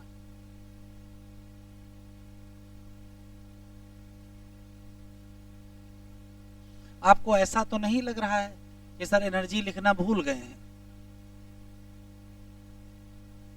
मतलब यहां बायोमास लिखा है, यहां भी बायोमास लिखा है, यहां नंबर लिखा है, यहां नंबर लिखा है, यहां एनर्जी लिखा, यहां नहीं लिखा। क्यों, एनर्जी कभी भी कंज्यूमर की प्रोड्यूसर से ज्यादा नहीं हो सकती। In ecosystem energy of producer always more than किससे, consumer, always more than consumer. इसी नाते एनर्जी पिरामिड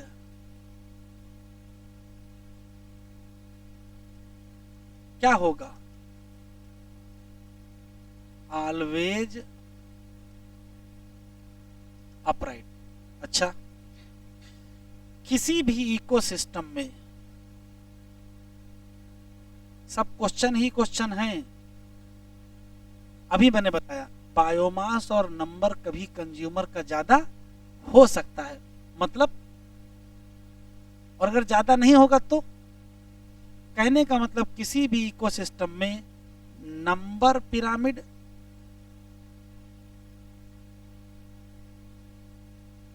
और बायोमास पिरामिड कैसा होगा, ऑप्शन सुने, always upright, always inverted, either upright or inverted. तो या तो अपराइट होंगे या तो इन्वर्टेड। तो ये क्या होंगे, बोथ, या तो क्या हो सकते हैं, अपराइट, या क्या हो सकते हैं, इन्वर्टेड। बढ़े आगे।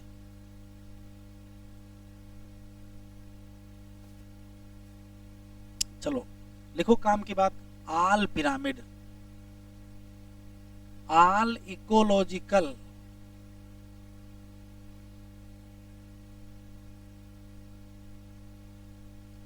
पिरामिड आर इक्वल, इक्वल क्या बता रहे हैं, upright,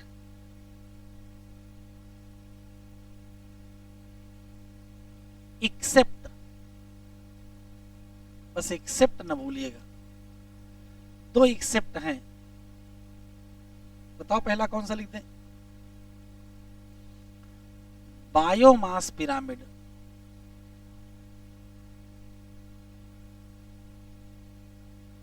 in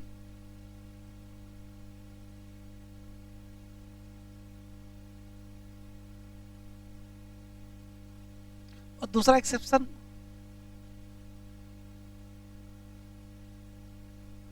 number pyramid in single tree ecosystem.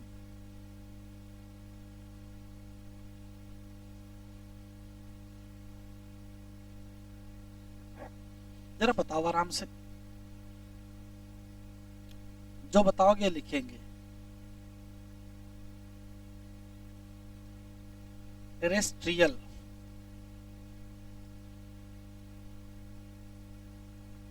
Ecosystem में नंबर पिरामिड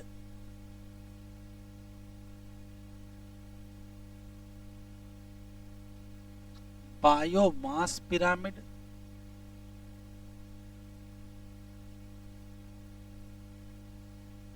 और एनर्जी पिरामिड। बताओ क्या लिख दें सामने। नंबर पिरामिड इन टेरेस्ट्रियल इकोसिस्टम, अभी बनाता है सब सीधे हैं इन दो को छोड़ के, तो ये दोनों तो लिखे नहीं यहां, तो दिमाग लगाने नहीं है। इसके आगे भी क्या लिखोगे,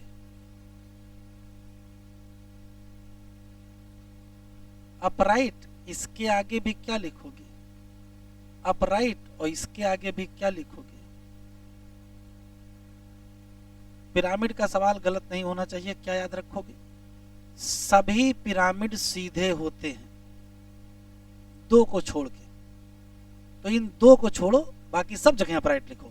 जैसे टेरेस्ट्रियल में नंबर अपराइट, टेरेस्ट्रियल में बायोमास अपराइट, और टेरेस्ट्रियल में एनर्जी अपराइट। चलो दूसरा लिखते हैं।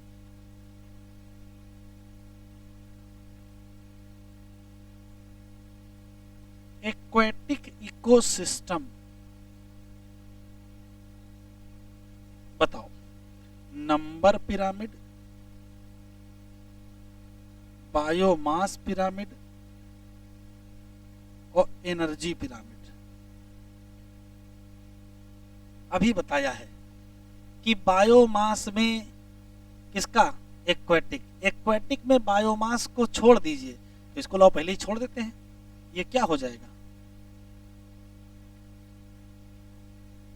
बाकी जो याद ना है ये भी क्या होगा और ये भी क्या होगा, ये भी अपराइट, ये भी अपराइट। अच्छा,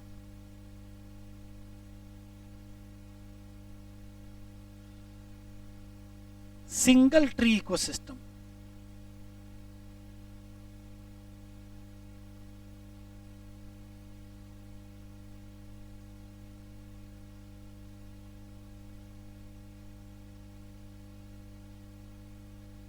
किसी ने पूछा ही नहीं।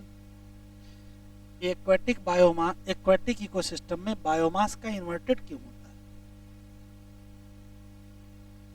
अरे तो ऐसे देखो, ये है एक्वेटिक इकोसिस्टम, ये है फाइटोप्लैंक्टन, इनसे बड़े बड़े जूप्लैंक्टन, इनसे बड़ी बड़ी स्मॉल फिश, और उनसे बड़ी बड़ी। बताओ इधर से इधर जाओगे तो बायोमास बढ़ेगा घटेगा, बढ़ेगा, और अगर बायोमास बढ़ा तो फिर ऐसा बनेगा, नहीं बनेगा। तो फाइटोप्लैंक्टन से ज्यादा जूप्लैंक्टन, और जूप्लैंक्टन से ज्यादा और उनसे ज्यादा लार्ज फिश। ब्रैकेट में इसके लिख लेंगे। सबसे कम किसका होगा,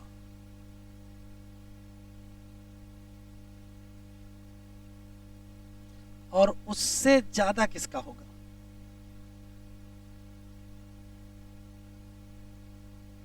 और उससे ज्यादा किसका होगा? फिश का होगा। स्मॉल फिश लार्ज फिश में आप अरेंज कर लोगे, कोई दिक्कत नहीं। अच्छा चलो सिंगल ट्री को सिस्टम में बताओ, तीनों का बताओ। नंबर का, बायोमास का और एनर्जी का। क्या लिखते हैं? तो अभी बताया number pyramid in single tree ecosystem क्या है? यही तो इन्वर्टेड हैं। यही तो इन्वर्टेड हैं। बाकी सब क्या हैं? तो इसके आगे इन्वर्टेड लिख दो। और बाकी जो याद ना है,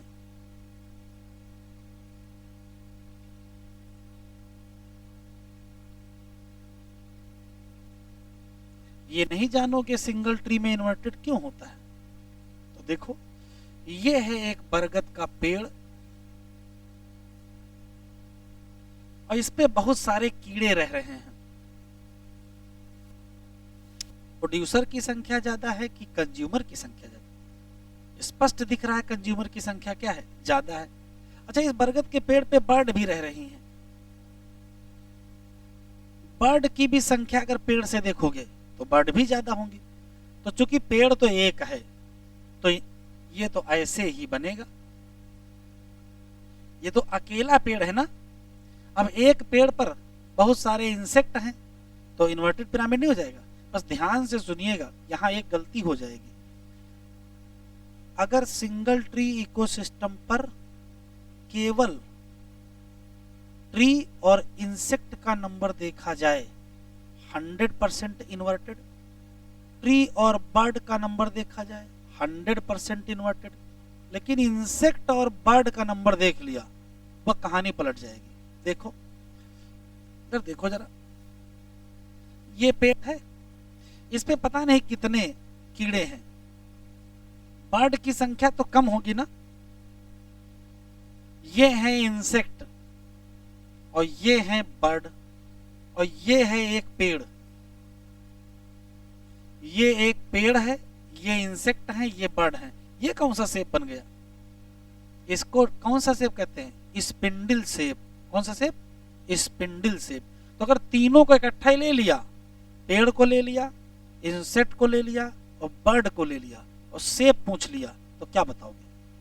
तो स्पिंडल शेप बताएगा। हाँ, पेड़ ले लीजिए और इंसेक्ट ले लीजिए तो इन्वर्टेड, इंसेक्ट ले लीजिए बर्ड तो अपराइट है। इंसेक्ट और बर्ड क्या है?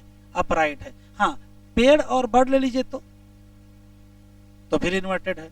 तो 3 एग्जाम्पल यहां हैं। सिंगल ट्री इकोसिस्टम में नंबर का पिरामिड क्या होता है?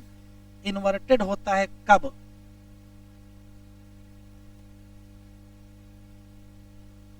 इन सिंगल ट्रीज इकोसिस्टम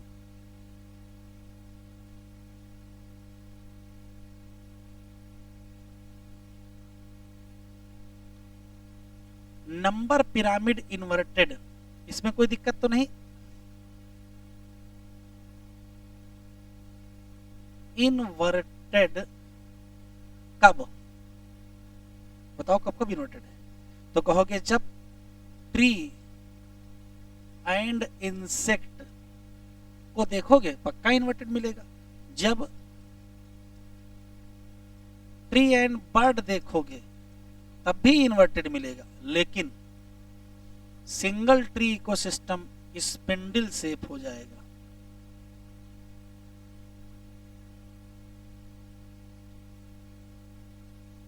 कब?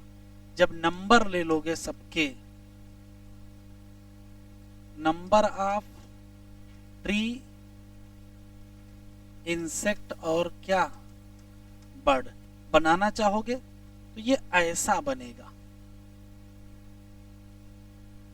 ये लाइन किसकी है? ये इंसेक्ट है। ये क्या है? ट्री है। और ये क्या है? बर्ड है। ट्री और इंसेक्ट इतना देखोगे इन्वर्टेड, अगर ट्री और बर्ड देखोगे तो बर्ड कुछ ना कुछ तो ज्यादा होंगी ही, तो भी क्या हो जाएगा इन्वर्टेड। हाँ, इंसेक्ट और बर्ड देखोगे तो तुरंत क्या हो जाएगा, upright. Only insect and bird, तो क्या मिल जाएगा, अपराइट। आखिरी सवाल, इकोलॉजिकल पिरामिड की लिमिटेशन क्या है? ध्यान से सुने। इकोलॉजिकल पिरामिड तब फेल हो जाता है जब कोई ऑर्गेनिज्म कहता है कि हम कई ट्रैफिक लेवल पर हैं। एग्जाम्पल समझ में आएगा, जैसे बर्ड ही है, बर्ड कभी दाना खाती है गेहूं का, तब क्या है वो, सेकेंड ट्रैफिक लेवल पे है, और कभी वो इंसेक्ट को खाती है तो थर्ड ट्रैफिक लेवल पे है। कैसे रखोगे, बड़ा मुश्किल हो जाएगा। और ओमनीवोरस हम लोग को कहाँ रखोगे, हम लोग सब कुछ खाते हैं, घास फूस भी खा लेंगे, कीड़ा भी खा लेंगे, तो क्या होगा है, बड़ा मुश्किल है। काकरोच भी बड़ा कंफ्यूजन, उसको जगह नहीं मिल पा रही है। तो जैसे विटेकर के क्लासिफिकेशन सिस्टम में कुछ लोगों को जगह नहीं मिली थी, वैसे हम लोगों का भी हाल है, पिरामिड में सेट नहीं हो पा रहे हैं, कहाँ रखा जाए। तो लिमिटेशन तब है कि जब कोई ऑर्गेनिज्म कई ट्रैफिक लेवल पर बिहेव करता है तो इकोलॉजिकल पिरामिड फेल हो जाता है। अच्छा, एक और बड़ी समस्या है, डीकम्पोजर जैसी महत्वपूर्ण चीज, उसको कोई नाम ही यहाँ नहीं लिया गया है। तो डीकम्पोजर को कोई जगह मिली नहीं, पैरासाइट को कोई जगह मिली नहीं, डेट्रीवोरस को कोई जगह मिली नहीं, जबकि बहुत इंपॉर्टेंट रोल है किसमें, इकोसिस्टम में। 2 लाइनें और लिख लो। लिमिटेशन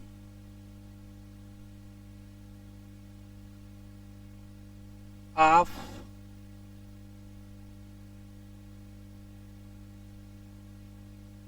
अरे बस 5 मिनट और रुको, हो गया। लिमिटेशन ऑफ इकोलॉजिकल पिरामिड क्या है, नॉट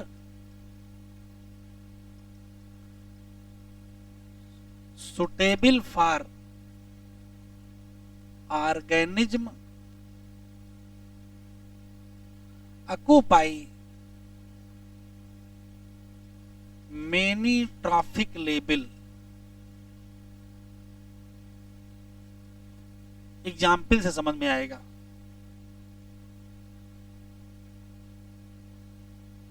स्पैरो क्या खाया, स्पैरो फीड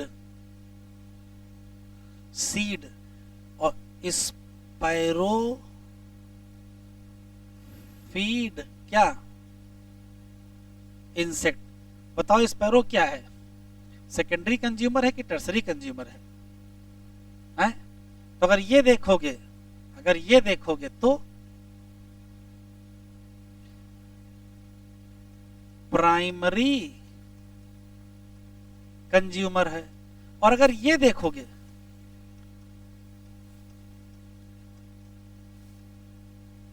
सेकेंडरी कंज्यूमर है। ठीक है। और दूसरा, इकोलॉजिकल पिरामिड में जगह नहीं मिली तो बहुत गलत बात है, नॉट प्लेस फॉर इसको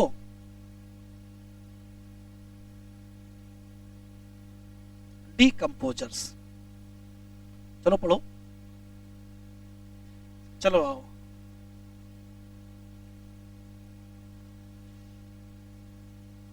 कल गाने का कार्यक्रम होगा, चलो भैया रहने दो बस रहने दो बस। Food energy relationship between organism eight क्या, ये लाइन याद रखिएगा, ये लाइन डिफिनीशन है। This relationship express in term of number, biomass और एनर्जी। बेस ऑफ पिरामिड किसको रिप्रेजेंट करेंगे, और मतलब, और एपेक्स किसको रिप्रेजेंट करेंगे, टर्सरी या top level consumer. 3 type ecological pyramid, 3 type के इकोलॉजिकल पिरामिड हैं, नंबर का पिरामिड, बायोमास का पिरामिड, और फॉर डिटेल करा फिगर देखो, अभी फिगर बाद में देखेंगे, पहले पढ़ लेते हैं।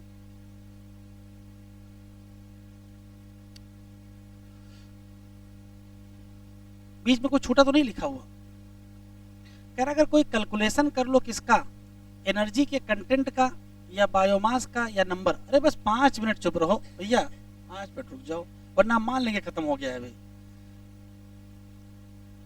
All organism at the trophic level, कह रहा कोई ऐसा नियम नहीं है, फिर भी we will take only few individual, कुछ ही इंडिविजुअल को लेते हैं। आल्सो गिवन ऑर्गेनिज्म, वो अलग बात है कि कोई एक ऑर्गेनिज्म एक से ज्यादा ट्रैफिक लेवल पाया जा सकता है। We must remember that trophic level, ये अंडरलाइन करो, represent functional level not a species, ये स्पीसीज को नहीं रिप्रेजेंट कर रहा है। इन ए गिवन स्पीसीज, एक कोई species occupy more than one traffic level in same. अभी मैंने आपको बताया एग्जांपल देखो, टिक करो। स्पैरो प्राइमरी कंज्यूमर है जब, और स्पैरो ही सेकेंडरी कंज्यूमर है जब इंसेक्ट। कह रहा ह्यूमन को कहां रखोगे, तो ह्यूमन को कहीं नहीं रखेंगे। अच्छा, एनसीईआरटी लिखने में बड़ी सावधानी रखी गई है। आगे लिखा है in most of ecosystem all the pyramid of number, energy and biomass are upright. बस इतनी लाइन एग्जाम में आ जाए, बताओ क्या करोगे। ये लाइन जितना मैंने घेर दिया है, इतनी लाइन एग्जाम में आ जाए, बताओ सही है कि गलत है। बस ये गलत है, सब कुछ जितना लिखा सब लिखा होगा तब भी गलत है। In most of ecosystem all the pyramid, तुम्हें क्या लगता है सही है? नीचे ही लिखा है कि यहां कुछ एक्सेप्शन है, ये देखो लिखा है। तो अगर इतना लिखा है फिर गलत हो जाएगा। हाँ, मोस्ट ऑफ पिरामिड क्या होंगे, अपराइट होंगे। कब? प्रोड्यूसर का नंबर या उसका बायोमास क्या होगा, ज्यादा होगा। किससे? हर्बीवोरस से, और हर्बीवोरस से कम किसका होगा, ऐसे करता चला जाएगा। ऐसा ही एनर्जी में भी हमको देखने को मिलेगा। लोअर ट्रैफिक लेवल पर हमेशा क्या होगी, ज्यादा। किससे? हायर। ये बड़ा अच्छा कॉन्सेप्ट है, एनर्जी का लेवल लोअर में ज्यादा है, हायर में कम है। वो एक्सेप्शन टू दिस जनरलाइजेशन, क्या? अगर काउंट करो नंबर ऑफ इंसेक्ट जो फीड करे कहां, बड़े से पेड़ पर, तो बताओ किस टाइप का पिरामिड बनेगा, तो इन्वर्टेड। अगर ऐड कर दो number of small bird depending on insect, number of large bird eating on small bird, अगर आप बताओ कौन सा बनेगा, तो अब स्पिंडल शेप हो जाएगा। क्या हो जाएगा? Spindle shape. यहां तक इन्वर्टेड था, अब क्या हो गया, spindle. Pyramid of biomass in sea are generally inverted. क्यों? बायोमास ऑफ फिश बहुत ज्यादा है। किससे? ये क्या हो गया, खत्म। पिरामिड ऑफ एनर्जी हमेशा क्या होता है, अपराइट होता है, कभी क्या नहीं होता है, उल्टा। क्यों? अरे यहां जब क्यों लिखा है तो ये सर्सन रीजन में नहीं आएगा। बताओ क्या? Energy flow from particular trophic level to the next trophic level, energy always loss as a heat. Each bar of energy represent amount of energy at trophic level. Certain limitation है, बताओ कौन कौन सी limitation है। जैसे कह रहा नहीं ध्यान दिया गया, कुछ स्पीसीज जो बिलोंग करती हैं 2 या 2 से, और ये सिंपल फूड चेन के लिए ही लागू है, कॉम्प्लेक्स के लिए लागू नहीं है। और हाँ, ये पॉइंट छूट गया है, इसमें फूड वेब को भी ध्यान नहीं दिया गया है। नॉट एकोमोडेट क्या, फूड वेब। और किसको जगह नहीं दी गई, सेप्रोफाइट या डिकम्पोजर को जगह नहीं दी गई। जरा डायग्राम देख लो, बहुत काम के डायग्राम है। देखो बहुत ही किस्मत खराब होगी, एग्जामिनर बिल्कुल कसम खा लिया होगा कि सवाल गलते कराना है, तो जानते हो क्या पूछेगा, पिरामिड में बताओ इसके नंबर कितने हैं। कुछ भी पूछ सकता है। सुनो कैसे पूछेगा, ध्यान सुनो कैसे पूछेगा। यहां एक ही नंबर पूछेगा, वो ये है। क्यों? आप सोचो, ये लगभग 60 लाख है, 6 मिलियन है। 6 मिलियन क्या हो गए, प्रोड्यूसर। लगभग 7 लाख प्राइमरी कंज्यूमर, लगभग 3,50,000 क्या सेकेंडरी कंज्यूमर, केवल 3। अब देखो, ये लोग इनको फूड दे रहे हैं, ये लोग इनको फूड दे रहे हैं, और ये लोग इनको फूड दे रहे हैं, तो इसको फूड यही तो दे रहे हैं। तो बताओ 60 लाख लोग मिल करके केवल कितने लोगों को जीवित रख पा रहे हैं? ये बहुत खराब बात है, इनकी कोई कैपेसिटी नहीं। यहां देखो लिखा है pyramid of number in grassland ecosystem only 3 top carnivorous supported in an ecosystem base on लगभग बताओ 6 मिलियन प्लांट कितने लोगों का पालन पोषण कर पा रहे हैं? केवल 3 टॉप कार्निवोरस। एग्जामिनर इतना खराब नहीं है कि आपसे ये पूछे, लेकिन इतना तो खराब है कि क्या पूछ लेगा, 3 तो पूछ ही लेगा कि 6 मिलियन प्लांट बताओ कितने टॉप कार्निवोरस को सपोर्ट कर रहे हैं। तो ये डाटा याद कितने का? 3। ये इंपॉर्टेंट।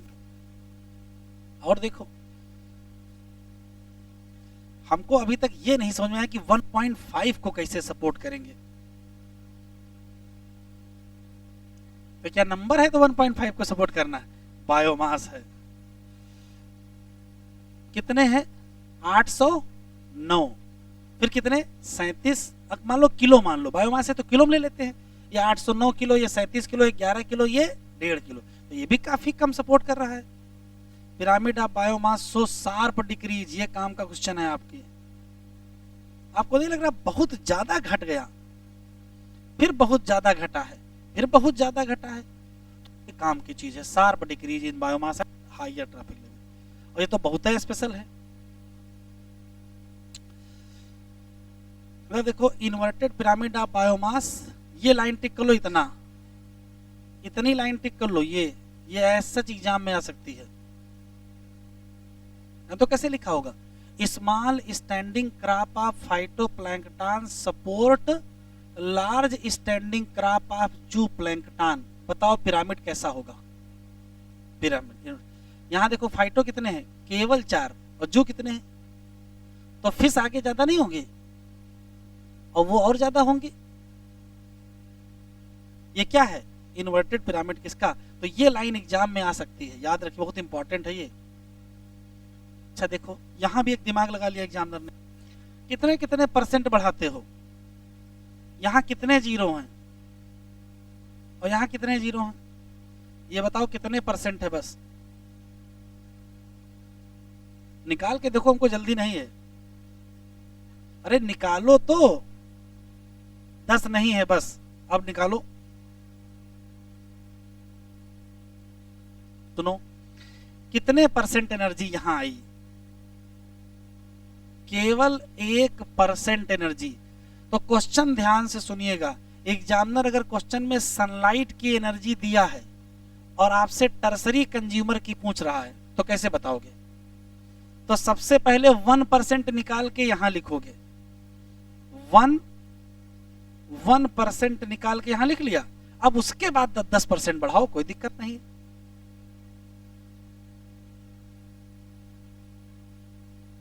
अब कोई समस्या नहीं है। यहां कितनी लिखोगे? 1%। ये सावधानी रखेंगे। क्वेश्चन में उसने कह दिया कि प्लांट के पास एनर्जी इतनी है, टर्सरी कंज्यूमर की बताओ, तो आराम से बता लोगे। भाई यहां से 10% कितना है?